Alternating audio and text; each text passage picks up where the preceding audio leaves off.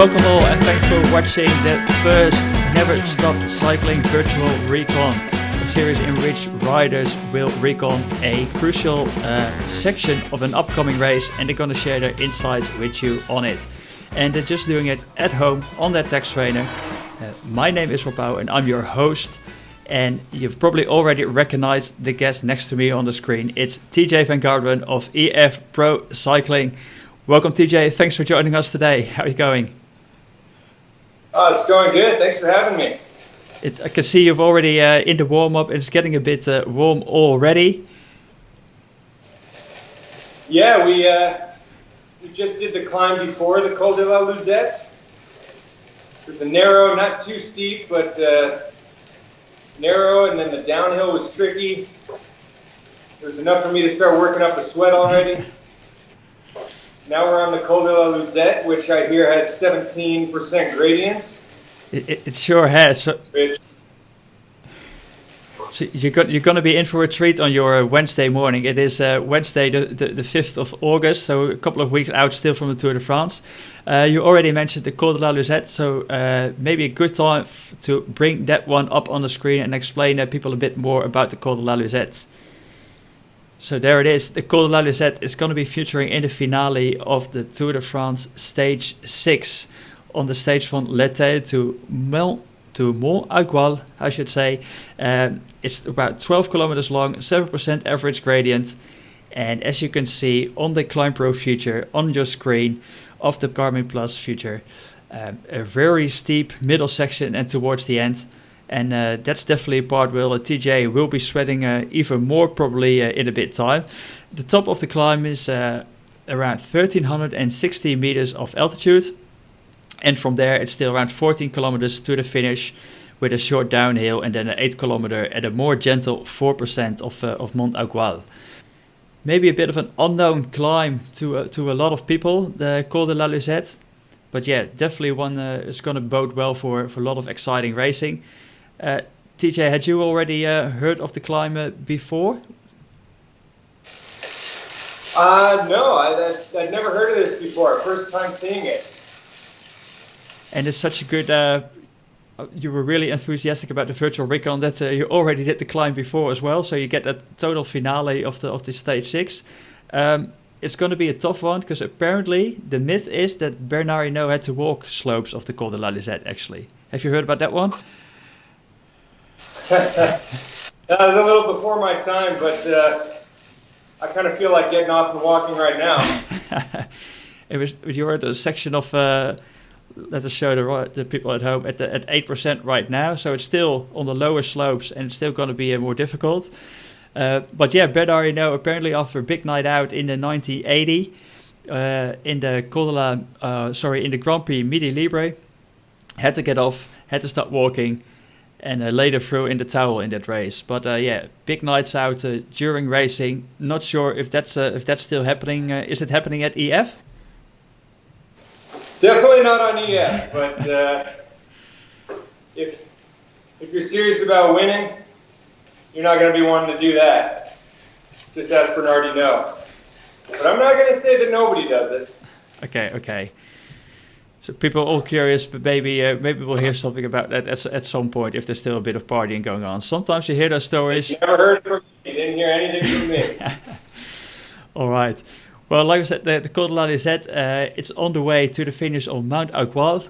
Mont Aigoual, really famous for actually featuring in the book The Rider by Tim Krabbe, a Dutch writer. It's originally a Dutch novel. You have a little bit of Dutch heritage, Tejay. Have you read it? I have not read it, but definitely need to brush up on my Dutch, so I'll give it a read. It's there in English as well, but you can try the Dutch version if you want to. But you're probably better off with the English one. So virtual recon. Usually you probably do all these recons on the bike, somewhere outside. This time you're sitting on a text trainer. How does it compare, and what's the difference? Well, honestly, there's a lot of hassle that comes along with doing recon. Usually do the Recon a couple months out from the tour, but they like to resurface a lot of the roads. So a lot of times you're getting rerouted through construction or getting stopped. Also, the weather in May can be a bit worse than in July. So you can get rain and just some bad weather, or even some passes that are closed. You know, it's a lot of time in the car, a lot of time in hotel beds. So I must say, being able to do the Recon from my living room, it's a lot more comfortable. And you're still working on experiencing sort of like the heat inside as well, probably. As you can see, a bit of sweat starting to show up slowly. Yeah, the gradient's kicking up, so it's not like just watching on the screen. You have to work for this Recon still. So let us see where you're getting at. Gradient's really kicking up there, 13% now. And you're still cruising and talking at, what is it, 330 watts or something, TJ. So it seems like you survived that whole pandemic pretty well. You still got your fitness. What, say it again? It seems like you still have your fitness after, because you're still comfortably talking at 300 watts, pushing up those gradients. Yeah, definitely. You know, our team did a good job of staying fit during the lockdown. We're missing the racing just like anyone else to get that sharper level of fitness, but no, our team here on EF, we weren't sleeping while we were in lockdown. We were putting in the work. So you've spent a fair bit of time back in the US after you did Colombia and you did Paris-Nice. So how was it in the US? Have you been able to, like you said, putting down the work? Yeah, absolutely. I mean, doing some good rides around my home in California. The only thing I was missing back in the US was the NBA playoffs. So now I'm having to watch it here, but you know, better late than never. So is that like early mornings catching up on the result, or is it actually staying up all night and actually watch some games as well? I might have pulled one all-nighter to catch a good game, but no, I got the NBA League Pass, so I just put the game on repeat and just put the hype of scores on. So it's almost like watching it live. And you're a big Denver Nuggets fan. What do you reckon about their chances? Yeah. I mean, they need to get Jamal Murray back in the lineup, but you know, they had one nasty loss to the Heat. Not too worried about that, but no, they're looking good. They also look like they stayed in shape during the lockdown. Just like you, TJ. You're now on a little bit of a flat section. Maybe a good chance, maybe to explain to the people still, like what are you looking for, like in a recon when you're doing recons? Oh, you just look for all kinds of things. You see, obviously this is a really narrow road, so positioning is going to be really important. Yeah, right now the slopes are a little less, so you can use this as a chance to recover for the steeper parts coming up, or recover from the steeper parts that you had just done. Recovery obviously means you still got to keep going because you don't want to lose position on such a narrow road. It's also nice to see the trees around, giving you some nice shade from the summer heat in July or September. I guess September is the new July.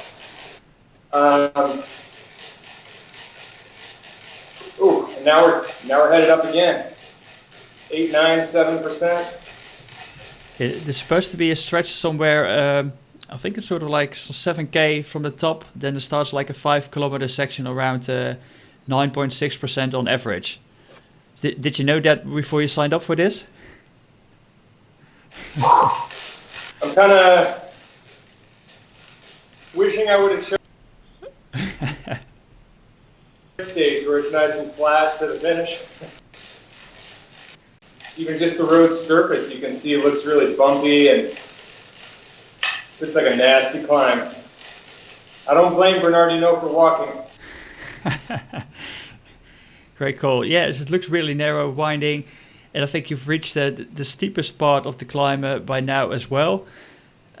You're on some steep sections with about 11% now. It doesn't seem to ease down soon anyway either.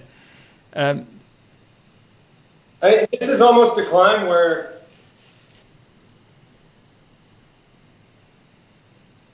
handle the gradient a little.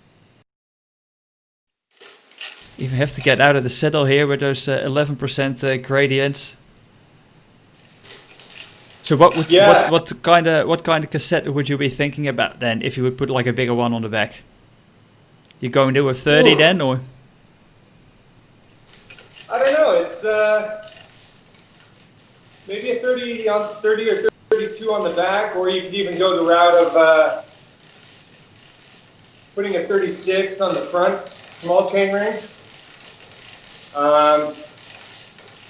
That's a question for Andreas Clear.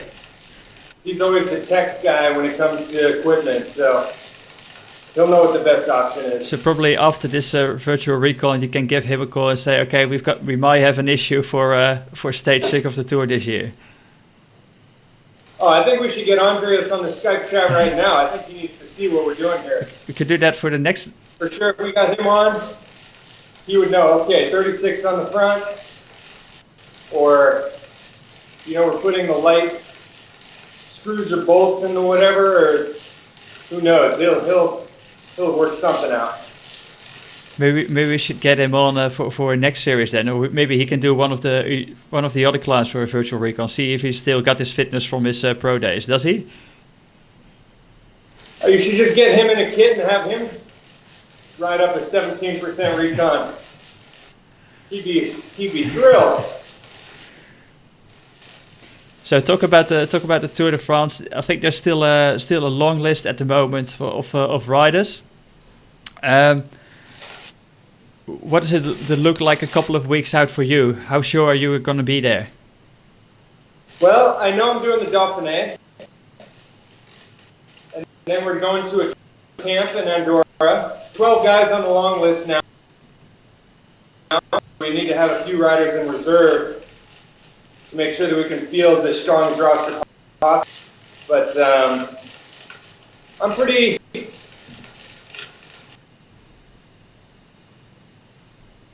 chances that I'll. And what do you reckon about the whole team? Are there any? Do you already think, if you look like a climb like this, if there's going to be a certain rider on your team that this is going to favor a climb like this, or is it you? Or what are your thoughts when you're? This has Sergio Higuita written all over it. These steep pitches, technical, narrow. He can get himself into position. No one's going to drop him, and I don't see anyone beating him to the line. There we go. So we can write that down for stage 6. Sergio Higuita monster. Yeah, but maybe we need to keep that a secret. I might have to cut it out then. Nah, I think with Higuita, the secret's out. Everyone knows how good he is. Everyone knows he'll be good. And it's not a question of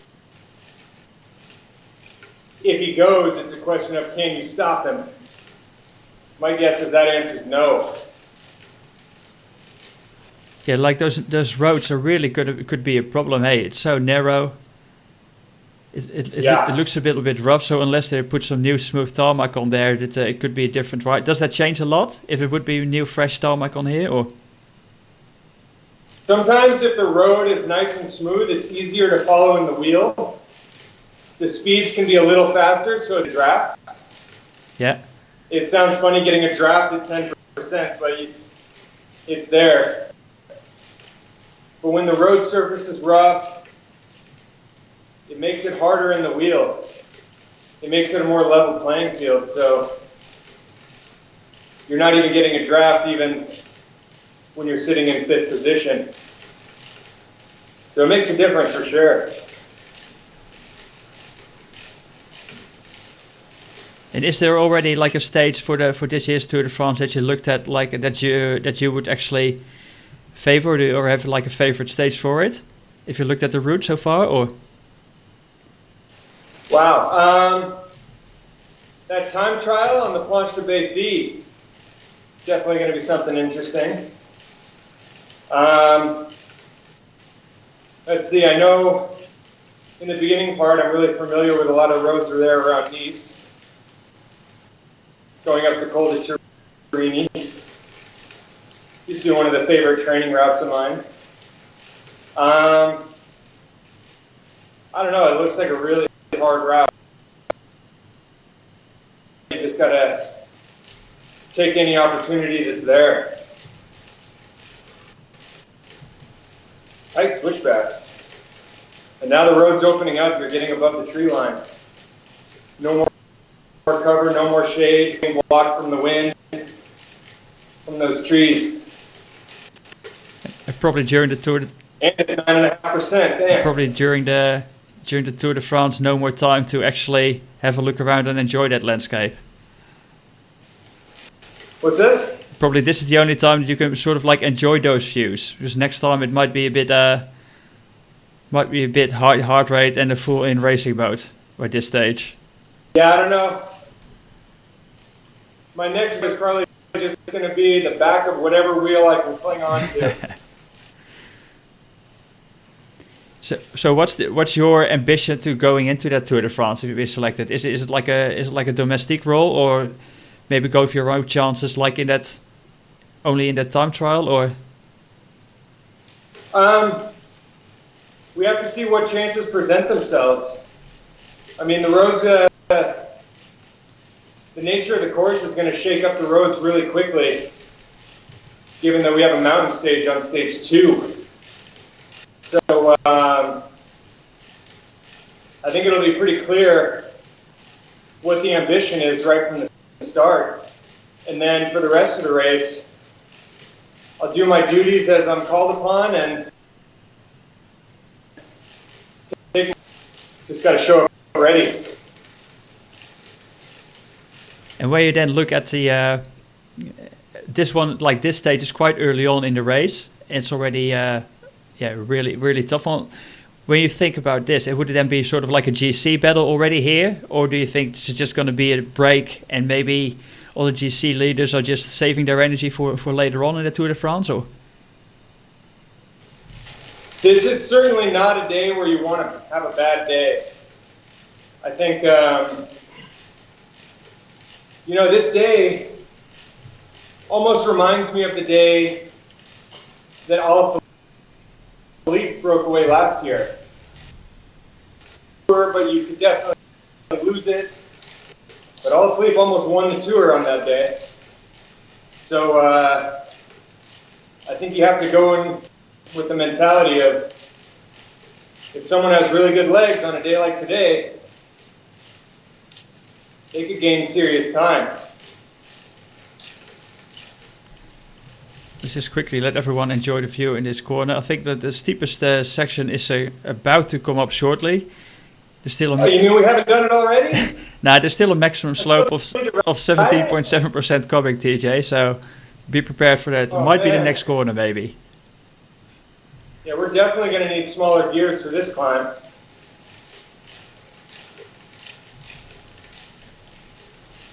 How hot is it getting in there in Girona?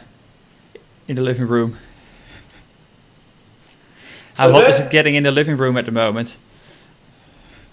Oh man, I got the fans blowing right on me, I got the window open, and I'm still dripping.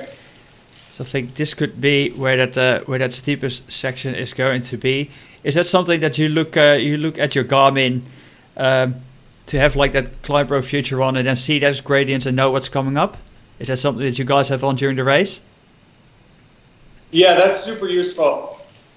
When you're on a steep section, even just to glance down and see like, okay, this steep section only lasts for 400 meters. Mentally, it just makes it a lot easier to survive that section. Look forward to the shallower sections, which are a little better. And what are things that you are looking on your screen besides that, like gradient? Do you check your heart rate? Do you have like the power, your average power on your screen? What is it that you pay extra attention to? I try to look at my power and my cadence. I try to. Right now, I'm not doing a good job with my cadence, but if it's a race, you know, you save so much fatigue in your muscles if you can keep that cadence a little bit higher. So I'll try to look at the power and make sure that my cadence probably stays above 80. Do you find it like on a trainer always a little bit harder to get to that cadence up? I find it 10% and 11%. It's harder to get my cadence up. Especially when you don't have that big cock on the back that you might need. Yeah. So you already mentioned Hikita. He came onto the scene like last year. When did you notice, like when he joined the team, that this was going to be a special one? When we raced Tour of California, you could see it.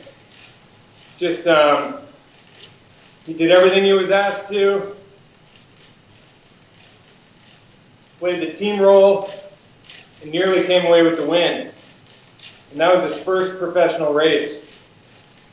And your thoughts just automatically went to, man, this kid's special. Hey, obviously, he's one of the Colombians on your team. Rigo is there as well. You went to Colombia earlier this year for the second time. Fell in love with it last time. How was it this year? Oh, it was amazing. I love it there. Perfect training, great food, great weather, great roads, great people. Amazing place. Can't wait to go back. I'll just let you go to it for a sec. This is the steepest section, okay? So after this, you'll be. It's only gonna get less. All right. Ooh, there it is. 17.7. I saw it. Ooh. That's gonna break some legs. Especially because it's pretty later on in the climb. It's not immediately at the start, but it's already after a solid bit of climbing, after that first climb, and then you're getting into the Col de la Lusette. And I think it's about like 8 k's or something into this climb that you're now getting that really steep section. I'm going to have a talk with the people that made these roads. How big is the bus going to be, like Gruppetto going to be by this stage? Whoa. Of the climb? It's going to be probably 2/3 of the peloton. How do you see it like right now? Because there's been some races going on. Maybe you've watched Strade a bit over the weekend, as it was the past weekend. Does it give you some information on what to expect for a new start in the Dauphiné in the upcoming weeks? Basically, what I learned is that nobody was really lazy during this layoff. Everyone's in great shape. I think a lot of people were expecting some sluggish racing. I didn't see that at all. I saw guys firing on all cylinders, showed up ready to rock and roll, and just goes to show the seriousness of the peloton. You know, they didn't use that layoff to be lazy and drink beer. Everyone was out there getting better, and it showed in the racing. I mean, that racing was brutal. And think about talking about brutal. Are we now at the stage that you can call this climb brutal as well? Absolutely. Another section here of 15%. get into 16 probably.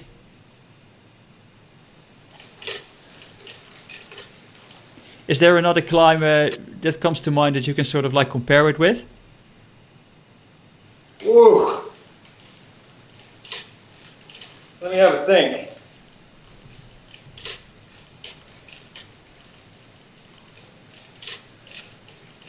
Similar to something like in the Vosges region. Narrow roads, steep pitches.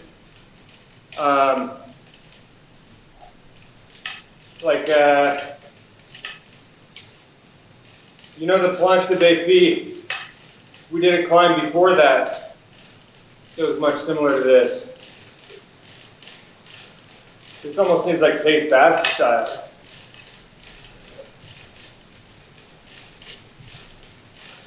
Do you have a certain type of favorite climb?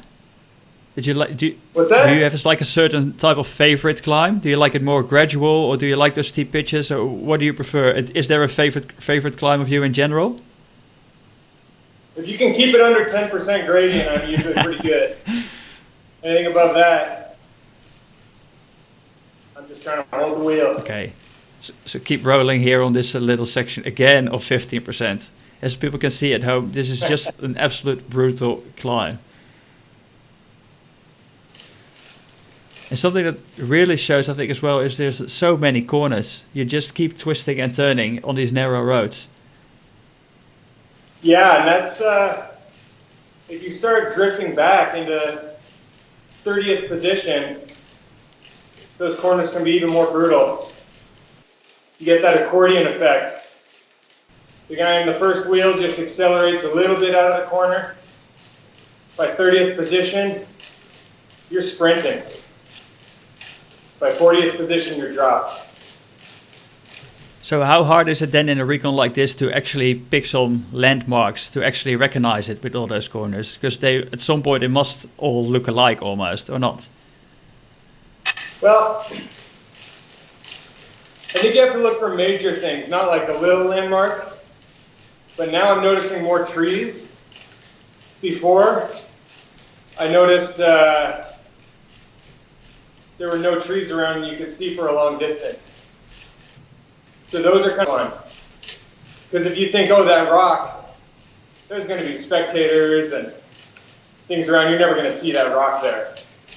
You have to look for more big picture things. When the road gets wider, or when the road narrows, when there's forest cover, or when it's bare, or even just gradients, you know, when the gradient kicks up. You're just coming off an altitude camp, I think, in Andorra with the team to prepare. How much of the guys did you think like looked already ready to get into it this season and get some of those big results?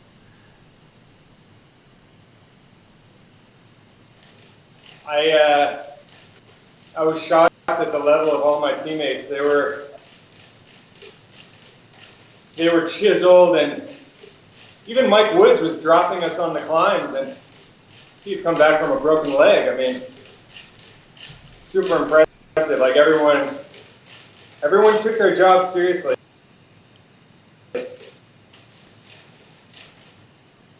Would Mike love all these gradients on this climb? He's another one to look out for. He might go. We might have two tactics to play for this stage.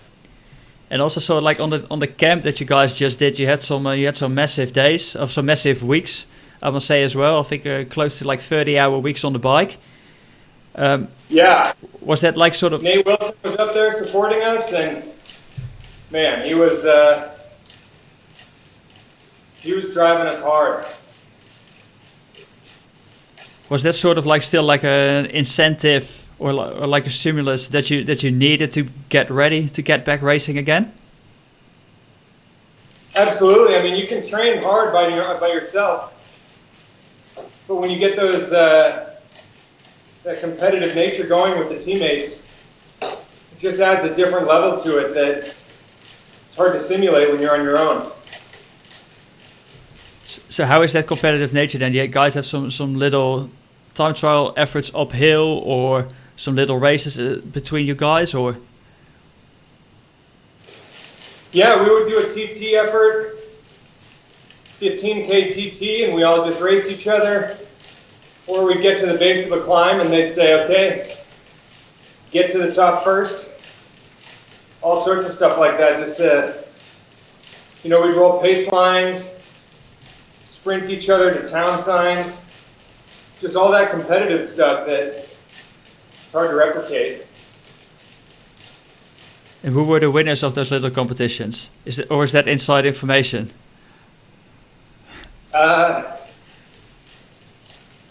Well, Danny Martinez. Oh, wow. Wood was he was smoking us all on the climbs. Town sign sprint. He can sort of like do it all, hey? He started almost as a sprinter, classics rider, and now he's going up those hills like he's never done anything else. True. He's one of those guys who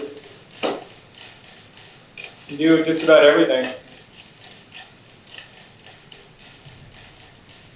And you mentioned Martinez, obviously also another South American. So those South Americans, they use their time at altitude pretty well as well during that lockdown.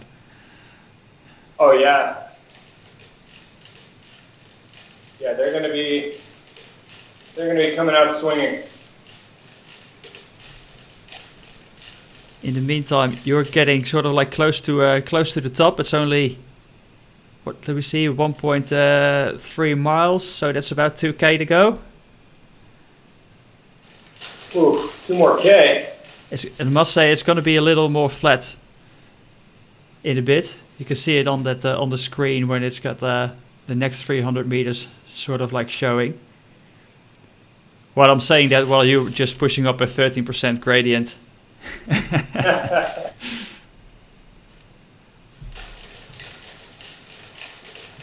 So having ridden this one now as a Recon, what's that main takeaway that you take away from this? You're going to need good position into the base, a bigger cassette so that we can spin the cadence, and it's going to hurt like hell. And is it now sort of praying for it? The weather is not going to be too hot either, as you mentioned. Like there's a bit of tree covering every now and then, but also got like those open sections where it's going to be boiling if the sun is out. The heat can definitely play a huge factor. To make it a little cooler, that would only help me. But yeah, I do notice there's a lot of shady section with these trees that you can see right here. One small little relief for such a brutal climb. Talking about a bit of a relief, a little bit downhill for you. Just before we hit the final bit of a punch in that last couple of 100 meters before you reach the top of the Col de la Lusette.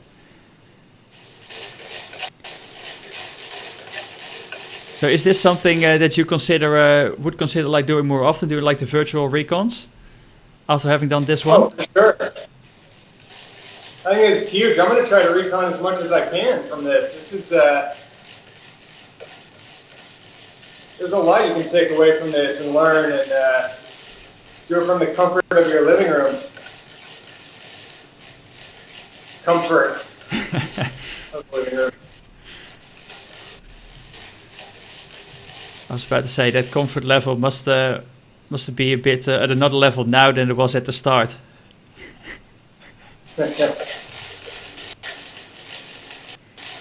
So these are the final sections. Do you think if there's still like a little punch coming on a bit later on just before the top, if it's still together, is it after a climb like this possible to still make a little punch over the top? Try to get a little bit of advantage before you get on the Mont Aigoual for that descent? Or would you say if it's together here now, probably gonna stay together?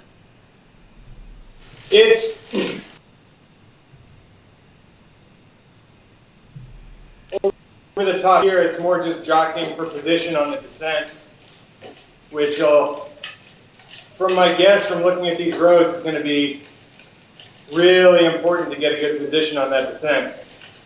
But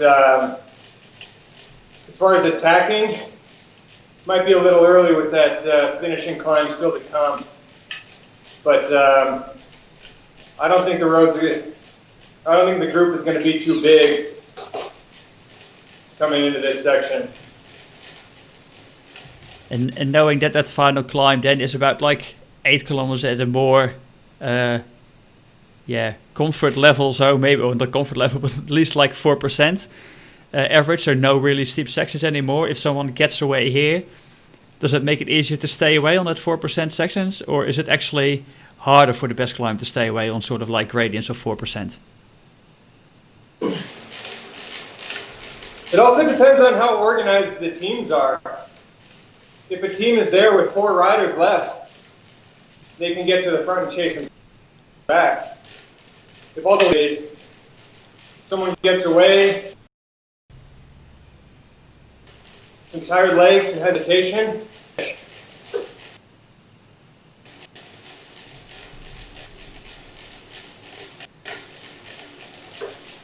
and when you approach a descent, is it then something that you for your that you might get like your Garmin on the navigation route and then actually use it to sort of like know the corners and see what's coming up in conditions, so you kind of get a feel?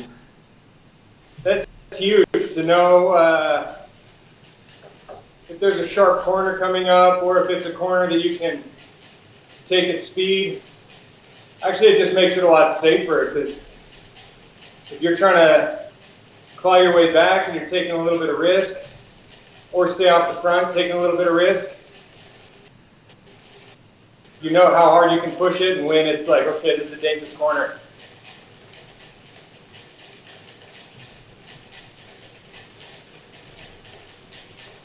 You must be getting a little bit of relief now. Like I said, that final little bit push coming up, I think it's in the final 300 meters before the top of this climb. It's just one more little push up.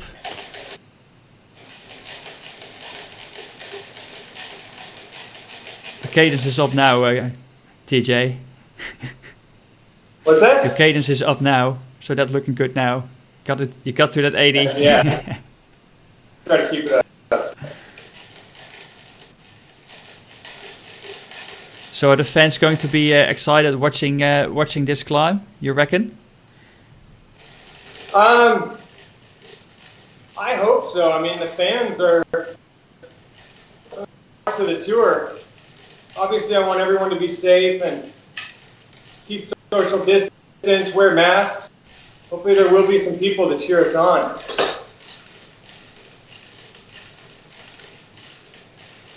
Are you a bit worried about that at this moment, or about like the safety aspect of the race? I mean, I'm a lot less worried now that I've seen what the protocols for the races are, getting all the riders tested, making sure everything is top of the climb. I think the UCI and the teams have put in some really good protocols to help ensure rider safety. Yeah. Ooh, this looks like a nasty descent. Look at that. Oh, narrow, sharp corners, 11% gradient downhill. Wow, this is positioning on this descent is going to be huge. I mean, that's the thing. You talk about safety in terms of COVID-19. Look at what we race on wheels that big. Yeah, that's great. Kind of puts it into perspective. Obviously, we need to take, don't want to mess around with our health. But I mean, at the time, if you start thinking about that, you're going to lose track of that's the road in front of you, and that's that's not to belittle the COVID-19 at all. I want to keep the fans safe. I want to keep the riders safe. I want to keep everybody safe. But I feel like we have protocols in place to do just that. So hopefully the race goes starts without a hitch and makes it all the way to Paris, and we can crown a well-deserving tour champion. All right. I'd say that are great words to leave you to it with today, TJ. a big sigh of relief there.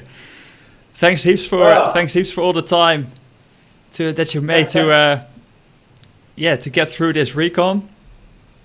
Hopefully it was worthwhile for you as well. It gave us a lot of insights, and hearing your insights was pretty special.